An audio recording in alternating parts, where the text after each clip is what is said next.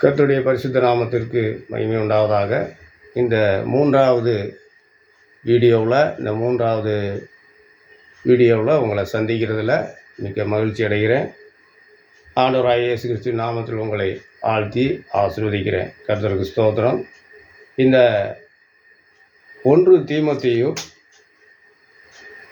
2வது அதிகாரம், அதில் 1 முதல் 2 வரையுள்ள வார்த்தைகளை நாம் வாசிக்க கேட்போம்.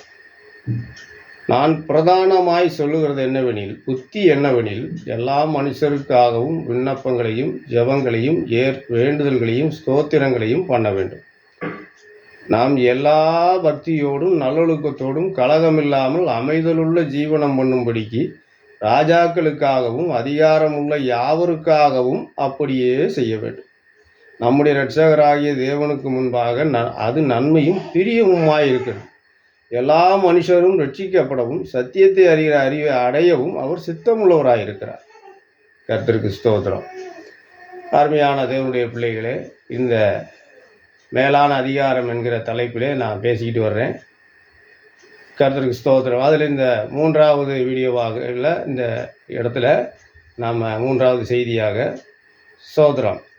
அதாவது பிரதானமாக அவர் சொல்கிற ஒரு புத்தி என்னன்னு கேட்டிங்கன்னா, எல்லா மனுஷருக்காக விண்ணப்பங்களையும் ஜெபங்களையும் வேண்டுதலையும் ஸ்தோத்திரங்களையும் பண்ணணும். நம்ம தேசத்தை ஆளுகிற பிரதமர் ஐயா மோடி அவர்களுக்காக, ஐயா அமித்ஷா அவர்களுக்காக, அதுபோல் அந்த ஆர்எஸ்எஸ் இயக்கத்தை சேர்ந்த மோகன் பாகவத், இப்படிப்பட்ட தலைவர்களாக இருக்கிறாங்க இந்த தேசத்தில். அதுபோல் நம்ம நாட்டை ஆளக்கூடிய முதலமைச்சர் ஐயா மு.க. ஸ்டாலின் அவர்களுக்காக நாம் ஜெபிக்கணும். இப்படிப்பட்ட தலைவர்கள் நம்ம நாட்டை நல்லபடியாக ஆளுகை செய்யணும்னு சொல்லி நாம் தேவனிடத்தில் விண்ணப்பங்களையும் ஜெபங்களையும் வேண்டுதல்களையும் ஸ்தோத்திரங்களையும் பண்ணணும். ஸ்தோத்திரங்கள் பலி, ஸ்தோத்திரங்கிறது பலி. இந்த விஷயங்களுக்காக நீங்கள் ஸ்தோத்திர பலியை ஆண்டவருக்கு செலுத்தும் போது அவருக்கு ஸ்தோத்திர பலியிடுவ என்னை மகிமைப்படுத்துகிறான்னு சொல்கிறார். நீங்கள் ஸ்தோத்திர பலிகளை செலுத்தும் போது தேவன் அங்கே மகிமைப்படுவார். அப்போ அந்த கல்லான இருதயத்தை கூட கரைச்சி உங்களுக்கு சாதகமான சூழ்நிலையை ஆண்டவர் உருவாக்குவார். நீங்கள் போய்கிட்டு போராடிக்கிட்டு சண்டை போட்டுக்கிட்டு இருந்தோம்னா உங்கள் பக்கம் ஆண்டவர் வரமாட்டார். அதனால் அந்த ராஜாக்களுக்காக எல்லா மனுஷருக்காகவும் எல்லாரும் மனுஷர் தான். அவங்களும் பிரதமர் ஆனாலும் ஜனாதிபதி ஆனாலும் அமைச்சர்கள் ஆனாலும் யாராக இருந்தாலும் அவங்க எல்லாருமே மனுஷர்கள் தான். அப்போ அவங்களுக்காக நாம் என்ன செய்யணும்? புத்தி என்ன சொல்கிறாருன்னா, ஜெபம் வேண்டுதல் ஸ்தோத்திரம், இந்த 3ஐயும் நீங்கள் என்ன செய்யணும்? அவங்களுக்காக பண்ணணும், உங்களுக்காக இல்லை, அவங்களுக்காக பண்ணணுங்கிறார். ஏன்னா நீங்கள் நிம்மதியாக வாழணும்னு சொன்னால் இதை நீங்கள் செஞ்சு தான் ஆகணுங்கிறார். இங்கே கீழே என்ன சொல்லப்பட்டிருக்கு 2வது வசனத்தில், நாம் எல்லா பக்தியோடும் நல்லொழுக்கத்தோடும் கலகம் இல்லாமல் அமைதலுள்ள ஜீவனம் பண்ணும்படிக்கு ராஜாக்களுக்காகவும் அதிகாரம் உள்ள யாவருக்காகவும் அப்படியே செய்ய வேண்டும். நம்முடைய இரட்சகராகிய தேவனுக்கு முன்பாக அது நன்மையும் பிரியமுமாய் இருக்கிறது. பார்த்தீங்களா? நாம் எல்லா பக்தியோடும் நல்லொழுக்கத்தோடும் கலகம் இல்லாமல் அமைதலுள்ள ஜீவனம் பண்ணும்படிக்கு ராஜாக்களுக்காகவும் அதிகாரம் உள்ள யாவருக்காகவும் அப்படியே செய்ய வேண்டுங்கிறார். கண்டிப்பாக நாமெல்லாம் எப்படி வாழ விரும்புகிறோம்? நல்ல பக்தியோடு வாழ விரும்புகிறோம், நல்லொழுக்கத்தோடு வாழ விரும்புகிறோம், கலகம் இல்லாமல் இருக்கணும் விரும்புகிறோம். நம்ம சமாதானத்தை விரும்புகிற சமாதான மார்க்கத்தை, இந்த உலகத்தில் சமாதான மார்க்கம் அது கிறிஸ்தவ மார்க்கம் தான். உலகத்தில் வேறு எந்த மார்க்கமும் கிடையாது. சோதரம். அதனால் நீங்கள் சமாதானத்தை விரும்பக்கூடிய மக்களாக கலகம் இல்லாமல் அமைதலுள்ள ஜீவனம் பண்ணும்படிக்கு நாம் அப்படி வாழணும்னா, சமாதானமாக நாம் வாழணும்னா இந்த நாட்டில் எல்லோரும் எப்படி இருக்கணும்?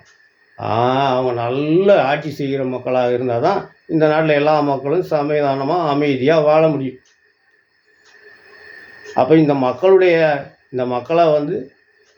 நல்ல அரச அதிகாரி வரணும்னாலும் நீங்கள் ஜெபம் பண்ணணும்.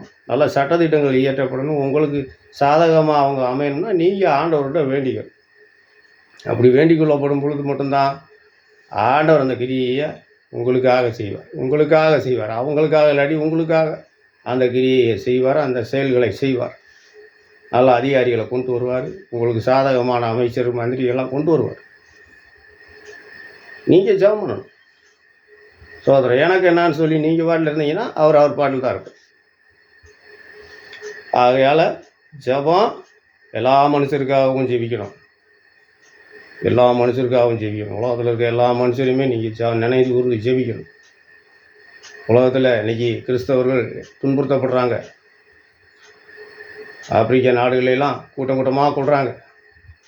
என்ன செய்தோம்? நம்ம கிறிஸ்தவர்கள் இந்த நாட்டுக்கு நன்மை செய்தார்களே தவிர தீமை செய்ய கிடையாது. நாம் மதத்தை வளர்க்குறதுக்காக நாம் எங்கும் போய் கலகம் பண்ணலை.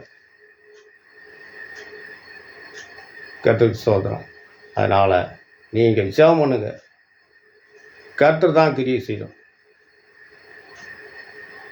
அதனால் அந்த ராஜாக்களுக்காகவும் அதிகாரமுள்ள யாவருக்காகவும், அதிகாரமாக இருக்கிற யாராக இருந்தாலும், ஒரு நம்ம தெருவில் இருக்கக்கூடிய ஒரு மெம்பராக இருந்தாலும் சரி, கவுன்சிலர் இருக்கார்ல அவராக இருந்தாலும் சரி, இல்லை நம்ம பஞ்சாயத்து பிரசிடெண்ட்டாக இருந்தாலும் சரி, அவங்கள்ட்ட நாம் நடந்துக்கிற முறையில் தான் அவங்க நமக்கு சில நல்ல முறைகளை, சில நல்ல செயல்களை நமக்கு செய்வாங்க. கர்த்தருக்கு ஸ்தோத்திரம். அதுக்காக ஆண்டவர் நமக்கு இங்கே நல்ல ஆலோசனைகளை கொடுத்துருக்காரு கிறிஸ்தவர்களுக்கு. இதெல்லாம் நாம் விட்டுட்டு கர்த்தருக்கு ஸ்தோத்திரம் உலக மக்களைப் போல போராட்ட காலத்தில் இறங்கிடக்கூடாது. ஸ்தோத்திரம். அமைதியான முறையில் தீர்வு காணும், பேசி தீர்வு காணும். எதாக இருந்தாலும் கர்த்தருக்கு ஸ்தோத்திரம். இந்த வார்த்தையினால் கர்த்தர் நம்மை ஆசீர்வதிப்பார். அடுத்தடுத்த வீடியோக்களை பார்த்து ஆசீர்வாதம் பெறுங்க. கர்த்தருடைய பரிசுத்த நாமம் மையப்படும். God bless you.